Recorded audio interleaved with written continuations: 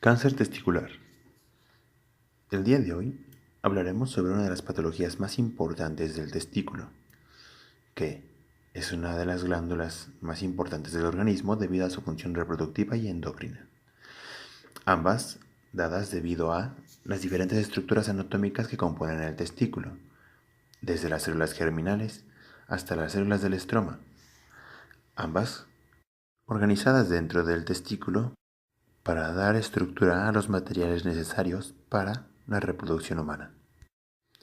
El cáncer de testículo se encuentra dentro de los tumores más frecuentes en los varones en edad adulta de 15 a 35 años.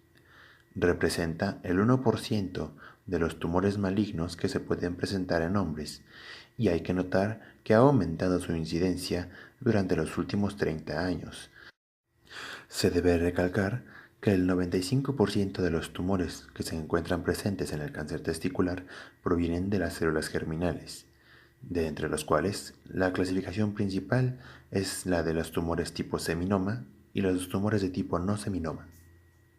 El Instituto Nacional de Cancerología de México realizó un análisis descriptivo de 1985 a 1994, en el cual se encontró que la prevalencia del cáncer testicular daba como un total el 8.3% de todos los tumores presentes en los varones mexicanos. Otros estudios a nivel mundial han identificado que el cáncer testicular ha incrementado incidencia del 100% desde 1936 hasta la fecha.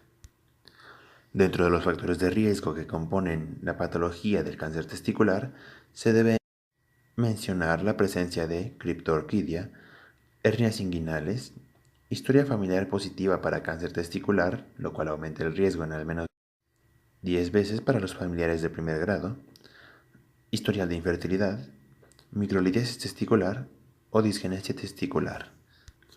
El principal motivo de consulta suele ser la presencia de un nódulo testicular a la autopalpación, acompañado por lo general de otros síntomas como dolor lumbar, tos, síntomas neurológicos o ginecomastia, por lo general de causa desconocida. Como se mencionaba previamente, las neoplasias testiculares se dividen en los tumores de células germinales y los tumores de las células no germinales o del estroma. Los tumores de células germinales derivan de las células espermatogénicas. Son el 95% de las neoplasias testiculares y en su mayoría suelen ser malignos.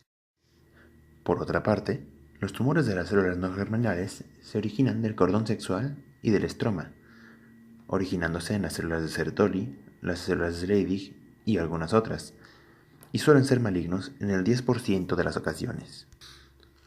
Aquí podemos observar una tabla que incluye la clasificación histológica de los tumores testiculares, nuevamente mencionando los tumores de las células germinales, que ocupan el 95% de las masas testiculares en el varón, y los tumores del cordón sexual y del estroma, que ocupan el otro 4%. Aparte, se mencionan los diferentes orígenes de otros posibles tumores y metástasis que pudiesen generar masas testiculares. Volviendo a los tumores de células germinales, se mencionan las lesiones precursoras y las lesiones ya clasificadas con un tipo histológico. La clasificación de los tipos histológicos que nos interesa incluye el tumor de tipo seminoma y el tumor de tipo no seminoma. De entre ellos, cabe destacar el tumor anaplásico, el tumor clásico y el tumor espermatocítico de los seminomas, así como el carcinoma embrionario, el tumor del saco de Yolk, el coriocarcinoma y los teratomas de los tumores tipo no semitomatosos.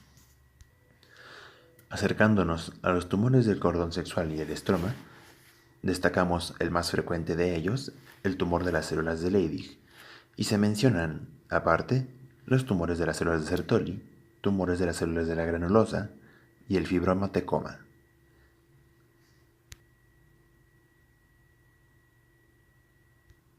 Del seminoma, cabe destacar que ocupa el 50% de prevalencia entre los tumores de células germinales y suele presentarse principalmente a partir de la cuarta década de la vida. Destaca la presencia de un solo tipo celular, a diferencia del tumor no seminoma, que también ocupa el 50% de los tumores de células germinales, pero este suele presentarse en la tercera década de la vida, con la presencia de múltiples o diferentes tipos celulares y tiene la tendencia a presentar una clínica más agresiva. Sobre los tumores de los cánceres de origen no germinal se encuentran los que vienen del estroma y del cordón. Cabe destacar que su mayor prevalencia se encuentra en edad pediátrica. El 90% de los tumores de las células no germinales suelen ser benignos y el tumor más frecuente es el tumor de Leydig. Para la realización de un diagnóstico adecuado del cáncer testicular se requieren diversos estudios diagnósticos. Los principales de ellos, para el diagnóstico y el seguimiento, suelen ser los estudios de imagen. Sin embargo, también se deben mencionar los marcadores tumorales, especialmente la presencia de alfa-fetoproteína, la presencia de hormona gonadotropina coriónica humana y lactato deshidrogenasa, que suelen utilizarse para el diagnóstico y el pronóstico de esta enfermedad. Los marcadores tumorales, asimismo, se deben realizar antes del tratamiento definitivo con orquiectomía y 7 días después de la cirugía para poder estadificar y realizar un pronóstico adecuado. La ecografía testicular suele utilizarse como el primer estudio inicial para el estudio del cáncer testicular en forma del Doppler a color, con lo que se pueden observar diferentes cambios en la vascularidad y la presencia de las masas que se van a estudiar. Dentro de la ecografía, lo primero que se debe encontrar es una masa sólida en el parénquima testicular, cuyas características deben incluir una baja ecogenicidad, con una masa de tipo heterogéneo, ya sea presente o no áreas quísticas o calcificaciones. Nuevamente mencionamos el aumento de la vascularidad como un hallazgo importante. Todo esto, sumado a la presencia de una masa palpable dura en el escroto, dolorosa o no dolorosa, en un varón de 30 a 35 años de edad, suele sugerir de manera clínica la presencia del cáncer testicular.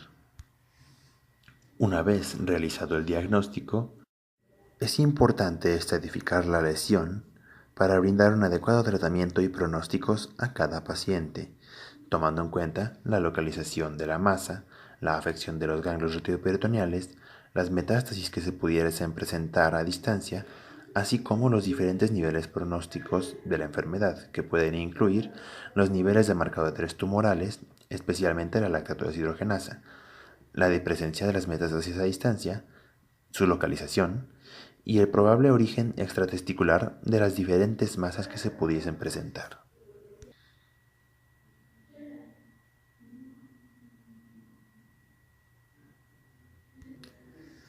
Dadas las diferentes presentaciones clínicas que se pueden llegar a presentar en un cáncer testicular de manera atípica, lo que puede incluir dolores escrotales agudos, edemas del escroto, o diferentes procesos que pueden simular infecciones, orquitis o epididymitis, se puede llegar a presentar un retraso de hasta 2 a 4 semanas en un diagnóstico adecuado. El retraso en un diagnóstico de cáncer testicular disminuye de manera importante la sobrevida de un paciente. El tratamiento del cáncer testicular consiste esencialmente en la realización de orquiectomía radical, que permitirá aparte realizar el diagnóstico definitivo y el estadiaje de la lesión.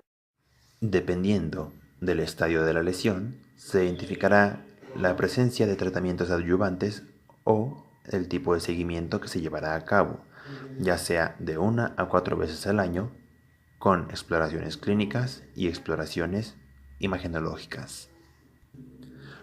La quimioterapia adyuvante se puede realizar con diferentes esquemas de tratamiento, basados en cisplatino, etopósido y fosfamida, paclitaxel, cisplatino e ifosfamida, o vinblastina, ifosfamida y cisplatino.